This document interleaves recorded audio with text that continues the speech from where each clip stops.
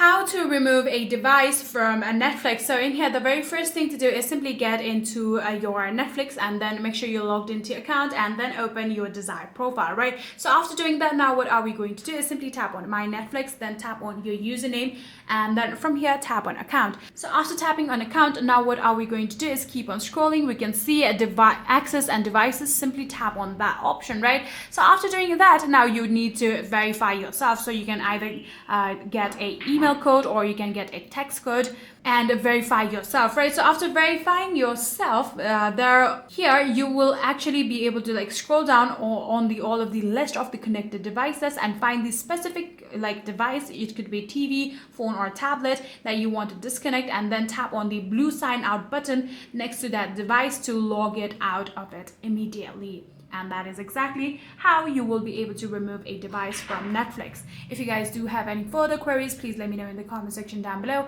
And that will be it for this video.